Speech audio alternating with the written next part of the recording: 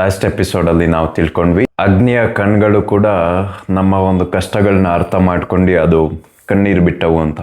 The fiery ice that cried ಅಂತ. ಇವತ್ತು ಒಂದು ಒಳ್ಳೆ ದಿನ, ಒಂದು ದೇವ್ರು ನಮಗೆ ಮತ್ತೆ ಕೊಟ್ಟಿರೋದ್ರಿಂದ ಈ ದಿನವನ್ನ ಮತ್ತೆ ನಾವು ದೇವರ ಒಂದು ವಾಕ್ಯದಿಂದ ನಾವು ಪ್ರಾರಂಭ ಮಾಡೋಣ. ಇವತ್ತಿನ ಮೆಸೇಜ್ ಟೈಟಲ್ ಏನಂದ್ರೆ, ಒಂದು ಗುಣಪಡಿಸುವಿಕೆ ಇಬ್ರು ವ್ಯಕ್ತಿಯನ್ನ ಗುಣಪಡಿಸ್ತು ಅಂತ.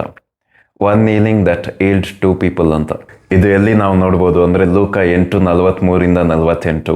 ಅಲ್ಲಿ ಏನಾಗುತ್ತೆ ಅಂದ್ರೆ, ಒಬ್ಳು ಸ್ತ್ರೀಯನ್ನು ನಾವು ನೋಡ್ಬೋದು. ಅವಳಿಗೆ ಒಂದು ರೋಗ ಇದ್ದಿ ಆ ರೋಗದಿಂದ 12 ವರ್ಷ ಅವಳು ಆ ರೋಗದಿಂದ ಕಷ್ಟಪಟ್ಟಿದ್ನ ನಾವು ನೋಡ್ಬೋದು.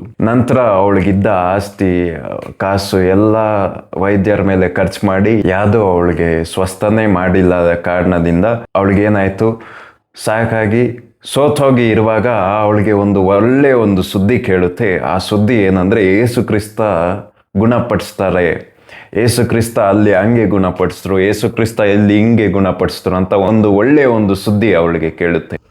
ಆಮೇಲೆ ಅವಾಗ ಗುಣಪಡಿಸ್ತಾ ಇದ್ದಿದ್ದ ದೇವರು ಈಗಲೂ ಗುಣಪಡಿಸ್ತಾ ಇದ್ದಾರೆ. ಅದನ್ನ ನಾವು ಚೆನ್ನಾಗಿ ಅರ್ಥ ಮಾಡ್ಕೊಳ್ಬೇಕು. ವಾಕ್ಯದಲ್ಲೆಲ್ಲ ದೇವ್ರು ಗುಣಪಡಿಸಿದ್ದಾರೆ ಅಂದ್ರೆ ಅದನ್ನ ಸುಮ್ಮನೆ ಓದೋದಕ್ಕೋಸ್ಕರ ಅಷ್ಟೇ ಅಲ್ಲ, ಈಗಲೂ ದೇವ್ರು ಗುಣಪಡಿಸ್ತಾ ಇದ್ದಾರೆ ಅಂತ. ಇಲ್ಲಿ ನಾನು ಹೇಳ್ದೆ, ಒಂದೇ ಗುಣಪಡಿಸ್ಬೇಕೆ ಇಬ್ರು ವ್ಯಕ್ತಿಗಳನ್ನ ಗುಣಪಡಿಸ್ತು. ಆ ಇಬ್ರು ವ್ಯಕ್ತಿ ಯಾರ್ಯಾರು ಅಂದ್ರೆ 48ನೇ ವಚನದಲ್ಲಿದೆ, ಗುಣ ಎಲ್ಲ ಆಗಿದ ನಂತರ ಏಸು ಕ್ರಿಸ್ತ ನನ್ನಿಂದ ಶಕ್ತಿ ಹೊರಟೋಯ್ತು, ಅದು ಯಾರು ಅಂತ ಹುಡುಕ್ತಾರೆ. ಹುಡುಕುವಾಗ ಅಲ್ಲಿರುವ ಒಬ್ಳು ಸ್ತ್ರೀ ಈ ರೀತಿಯಾದ ರೋಗದಲ್ಲಿದ್ಲು, ನಂತರ ಅವಳು ಸೌಖ್ಯವಾದ್ಲು ಅಂತ ಏಸು ಕ್ರಿಸ್ತನ್ ಗೊತ್ತಾಗುತ್ತೆ, ಶಿಷ್ಯಂದಿರಿಗೆ ಗೊತ್ತಾಗುತ್ತೆ, ಅಲ್ಲಿರೋ ಜನರಿಗೆಲ್ಲ ಗೊತ್ತಾಗುತ್ತೆ. ನಂತರ ಇವ್ರ ಬಾಯಿಂದ ಬರೋ ಮಾತು ಏನಂದ್ರೆ ಮಗಳೇ ಅಂತ ಬರುತ್ತೆ. ಅಂದ್ರೆ ಅವತ್ತು ಇಬ್ರು ವ್ಯಕ್ತಿಗಳಿಗೆ ಆರೋಗ್ಯ ಉಂಟಾಯ್ತು. ಒಬ್ರು ಯಾರು ಅಂದ್ರೆ ಆ ಸ್ತ್ರೀ, ಅವಳಿಗೆ ಶರೀರದಲ್ಲಿ ಆರೋಗ್ಯ ಸಿಕ್ತು. ಇನ್ನೊಬ್ರು ಯಾರು ಅಂದ್ರೆ ಯೇಸು ಕ್ರಿಸ್ತ, ಅವ್ರಿಗೆ ಮಾನಸಿಕವಾಗಿ ಒಂದು ಸ್ವಸ್ಥತೆ ಉಂಟಾಯ್ತು. ಆ ಸ್ತ್ರೀಗೆ ತಾನು ಕಳ್ಕೊಂಡಿದ್ದ ಆರೋಗ್ಯ ಸಿಕ್ತು, ಯೇಸು ಕ್ರಿಸ್ತನ್ಗೆ ತಾನು ಕಳ್ಕೊಂಡಿದ್ದ ಮಗಳು ಸಿಕ್ಕಿದ್ರು. ಇವತ್ತು ನಾವು ಸ್ವಸ್ಥ ಆಗಿರೋದನ್ನ ನೋಡಿದಾಗೆಲ್ಲ ದೇವರು ಅವರು ಖುಷಿ ಪಡ್ತಾರೆ, ಒಳಗಡೆನೆ ಅವ್ರ ಮನಸ್ಸಲ್ಲಿ ಖುಷಿ ಆಗುತ್ತೆ.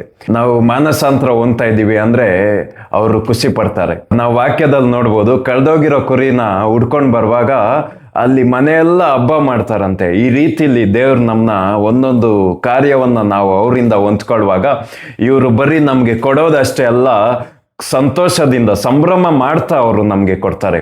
ಇವತ್ತು ನೀವೆಲ್ಲ ಒಂದು ಕಾರ್ಯವನ್ನು ತಿಳ್ಕೊಳ್ಳಿ, ನೀವೇನೆಲ್ಲ ಪ್ರಾರ್ಥನೆ ಮಾಡ್ತಾ ಇದ್ದೀರೋ ಆ ಪ್ರಾರ್ಥನೆನ ಕೇಳೋದು ಅಷ್ಟೇ ಅಲ್ಲ, ಆ ಪ್ರಾರ್ಥನೆನ ನೆರವೇರಿಸುವಾಗ ಸಂತೋಷದಿಂದ ಒಂದು ಸಂಭ್ರಮನೇ ಪರಲೋಕದಲ್ಲಿ ಮಾಡಿ ಅವ್ರು ನಿಮ್ಗೆ ಆ ಪ್ರಾರ್ಥನೆಗೆ ಉತ್ತರ ಕೊಡ್ತಾರೆ. ಆಮೇಲೆ ನೀವು ಆರೋಗ್ಯವಾಗಿ ಇರಬೇಕು ಅಂತ ನಿಮ್ಗೆ ಆಸೆ ಆದರೆ ಸಾಕು, ಆ ಆಸೆನ ನೋಡಿ ಅವ್ರು ಸಂಭ್ರಮ ಮಾಡ್ತಾರೆ.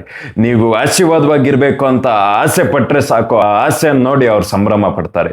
ನೀವು ನನ್ನ ಪರಿಸ್ಥಿತಿ ಹಿಂಗೆ ಇದ್ದಿಲ್ಲ, ಅದು ಬದಲಾವಣೆ ಆಗುತ್ತೆ ಅಂತ ನೀವು ಅಂದ್ಕೊಂಡು ದೇವ್ರನ್ನ ನೀವು ನಂಬಕ್ಕೆ ಪ್ರಾರಂಭ ಮಾಡಿದ ತಕ್ಷಣ ಅವರು ಸಂತೋಷ ಪಡೋಕ್ಕೆ ಪ್ರಾರಂಭ ಆಗ್ತಾರೆ. ನಮ್ಮ ಎಲ್ಲ ಅದ್ಭುತಗಳಲ್ಲಿ ಅವ್ರಿಗೆ ಸಂತೋಷ ಹೆಚ್ಚಾಗಿ ಅವ್ರಿಗೆ ಆಗುತ್ತೆ. ದೇವ್ರು ನಿಮ್ಮನ್ನ ಆಶೀರ್ವಾದ ಮಾಡಿ.